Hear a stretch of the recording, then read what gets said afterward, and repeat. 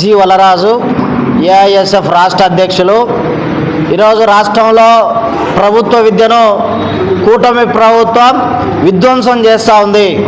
అందువల్లనే కూటమి ప్రభుత్వం విద్యార్థులను, యువజనులను, ప్రజానికాన్ని నయవంచన చేస్తూ ఇవాళ కార్పొరేట్లు ప్రజలను ఆదరిస్తారనేటువంటి ఒక దుర్బుద్ధితో ఇవాళ చరిత్రలో ఎన్నడూ లేనటువంటి పిపిపి అనేటువంటి విధానాన్ని తీసుకొని వచ్చి దురదృష్టం చేస్తూ విద్యా విధానంలో కూడా తీసుకొని రావడం జరుగుతూ ఉంది ఈ కూటమి ప్రభుత్వం.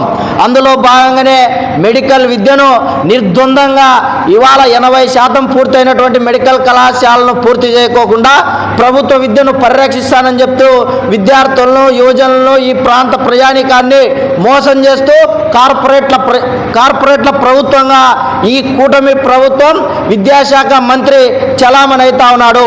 అందువల్ల ఆల్ ఇండియా స్టూడెంట్ ఫెడరేషన్గా నేరుగా హెచ్చరిక చేస్తూ ఉన్నాం. ఏవైతే విద్యార్థుల దగ్గరికి ఇచ్చాపురం నుంచి హిందూపురం వరకు వచ్చి 107, 108 జీవోలను రద్దు చేస్తామని చెప్పావో ఆ 107, 108 జీవోలను రద్దు చేయకపోతే ఆల్ ఇండియా స్టూడెంట్ ఫెడరేషన్ నేతృత్వంలో నీ యొక్క అధికారానికి బీటలు వారే విధంగా ఆల్ ఇండియా స్టూడెంట్ ఫెడరేషన్ పోరాటం చేస్తుంది.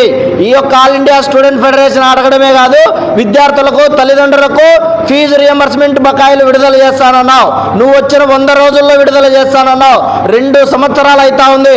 ఏ ఒక్కరికి కూడా పూర్తి స్థాయిలో బకాయిలు విడుదల చేయకోకుండా మోసపూరితమైనటువంటి పరిపాలన కొనసాగిస్తా ఉన్నావు.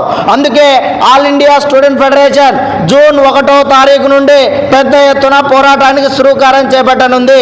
ఇదే సందర్భంలో ఆల్ ఇండియా స్టూడెంట్ ఫెడరేషన్ శిక్షణా తరగతులు కర్నూలు నగరంలో జరుగుతూ ఉన్నాయి.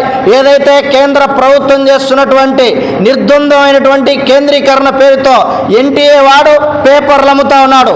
కేంద్రీకరణ పేరుతో 90% మంది విద్యార్థులు ఆయా రాష్ట్రాల్లో ఉంటే కేంద్ర ప్రభుత్వం, బీజేపీ ప్రభుత్వం విద్యార్థుల్లో విద్యార్థి హక్కులను తాకట్టు పెట్టే విధంగా, యూనివర్సిటీ హక్కులను కాలరాసే విధంగా వికసిత భారత్ విజ్ఞాన పరిషత్ అంటూ VBSN తీసుకొని వస్తూ ఉంది.